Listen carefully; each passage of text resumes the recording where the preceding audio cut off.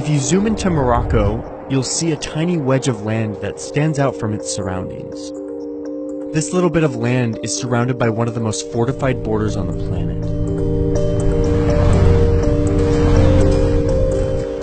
Right outside the border, you'll find makeshift forest camps, where people spend their days and nights evading the police and preparing to rush the border, usually in large groups, with hopes of jumping over and stepping foot on this land.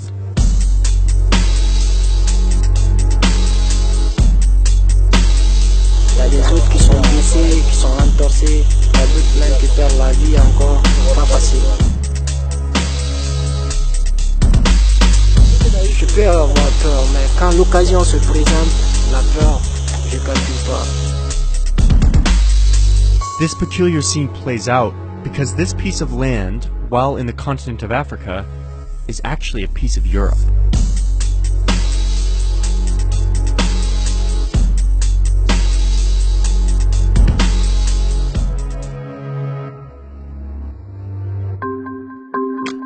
This small piece of land is called Melilla.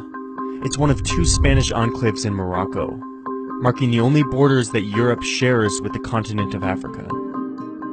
Spain conquered Melilla in the late 1400s as part of its rapid global expansion. This region of northern Africa changed hands many times over the following decades, but Spain kept hold of Melilla. Even in 1956, when the colonial period was winding down and great powers were ceding their colonies, Morocco had just declared independence, but even then Spain held onto its enclave. Today, around 86,000 people live in Melilla, and when you're there, you might as well be in mainland Spain. The city is designed with the distinctive Spanish architectural style, and residents speak Spanish. They pay in euros. You're only reminded that you're not in mainland Europe when you walk to the peripheries of this city to find one of the most fortified border walls on the planet. A 7-mile barrier with layers of protection. The first layer is a 20-foot metal fence, followed by a second fence with a flexible top, which makes it harder to climb. Below the second fence, you have barbed wire netting, strung in dense webs. Then comes another taller fence with a flexible top section and more barbed wire. Then you're on the Moroccan side, where you have a 6.5-foot ditch, and then a double fence with, you guessed it, more barbed wire. There are lookout posts, and every inch of the border is monitored by video surveillance. To understand why this barrier exists, you have to cross over into the Moroccan town of Nador, and then into the forests and the hills surrounding the enclave. These migrants are mostly from sub-Saharan Africa, and they all have different motives for leaving their homelands. Les musulmans et les chrétiens ont commencé des palabres, des problèmes, le Boko Haram qui sont rentrés. Et c'est comme si on a commencé la guerre. Pas de travail là-bas. Tout le monde souffre. They gather in these camps and plan for the day when they'll try to cross into Melilla. Notre objectif, c'est de rentrer en Europe. Voilà, il faut prendre le cœur pour partir. Tu peux rentrer comme tu ne peux pas rentrer. In response to this intense security, the migrants have developed a technique that relies on overpowering the border guards with strength in numbers. Donc on est obligé de se regrouper en groupe. Et puis maintenant partir. On se cache, on attend, c'est quand on est en groupe maintenant, on attaque les grillages. The groups range in size but are nearly always in the hundreds. Most get caught right away on the Moroccan side, where they face border agents who are not shy about using force. Those who make it past the first few layers onto the Spanish section of the barrier are also thrown back immediately or detained. But because of their large numbers, a few will inevitably slip past the guards. As soon as they put their feet on the ground in Melilla, they are technically in Europe and are guaranteed certain protections under European Union law. But they still have to run 100 meters to an immigration center, where they can be taken in and given protection from immediate deportation. Arrivals to these enclaves came to a head in 2014, when Spain decided it was finally time to double down on its effort to fortify this border. This was mainly in response to the influx of migrants attempting to get into Europe, fleeing from conflicts in Africa and the Middle East. The biggest wave of refugees in modern history. Hundreds of thousands of refugees fleeing brutal violence in the Middle East Cross over European borders by the hundreds of thousands. Staying in overcrowded boats, many drowning along the way. Spain's response to this migration crisis was to focus on the borders of its enclaves in Africa, redoubling the efforts to keep migrants out of this little slice of Europe. The year after the 2014 migration crisis, attempts to jump the fence dropped by 67%. Spain didn't make these numbers drop on their own.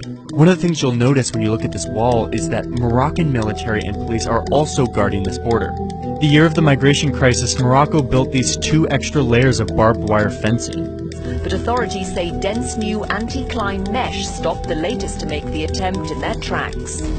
So why would Morocco take the responsibility of building a barrier and standing guard at Spain's border? Turns out they have real incentives to do so. Morocco has what's called Advanced Status Partnership with Europe, which gives them economic and political advantages in trade and political affairs. The European Union accounts for more than half of Morocco's international trade, and the EU also provides Morocco with billions of euros in aid for security and development. So the Moroccans, in an effort to stay on good terms with their northern neighbor, take on the job of protecting Spain's border. And they take their job very seriously.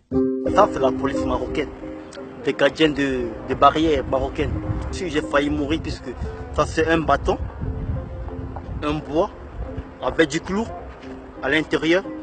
Et le clou a pénétré dans le front, tu vois, ça a pénétré et on a fait une opération. Quand c'est la bouteille, il m'a poignardé là, tu as vu. J'ai eu une très grande chance et je vis. Migrants had always had their forest camps right here, right outside the city on this hill. This was their camp for years, and this is the place where they used to regroup and prepare to jump. Until just a few months ago when the Moroccan military set up an outpost up here.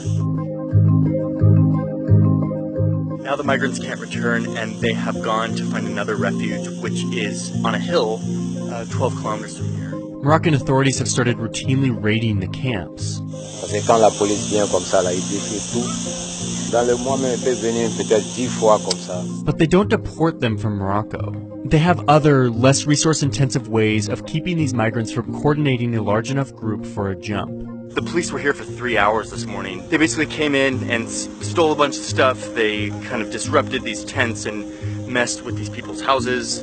They harassed the women in violent ways. They basically came here just to flex their muscles and say, you know, we're in charge, make sure you remember that.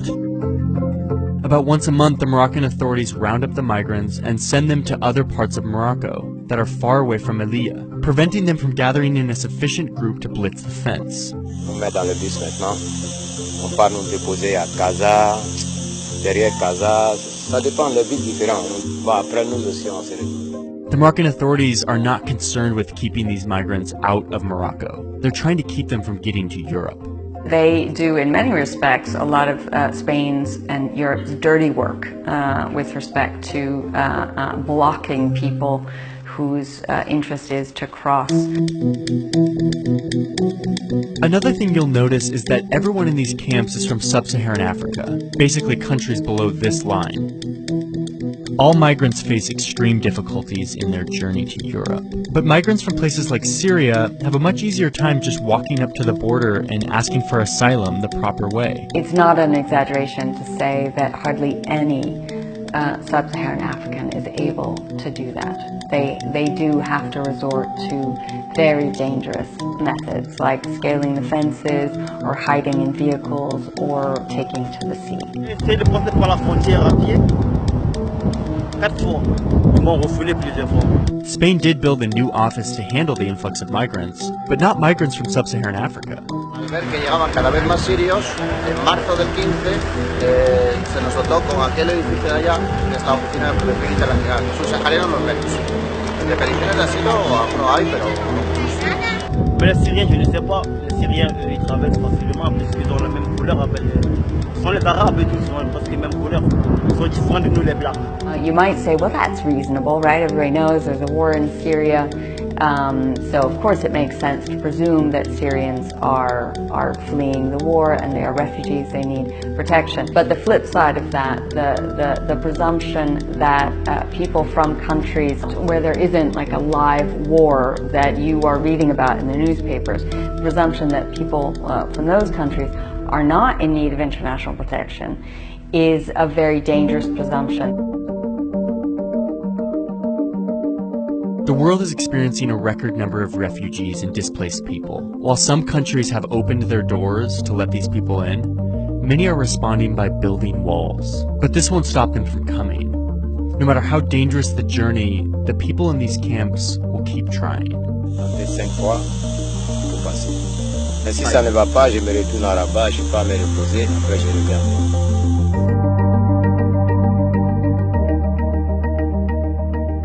That's the 6th episode of Borders. I hope you've enjoyed this series. Today we also launched the on-site experience for all 6 of the Borders stories with graphs and charts and visualizations to kind of go a little bit further into some of these stories. I'm going to leave a link here where you can go see that, and thank you for being a part of this journey.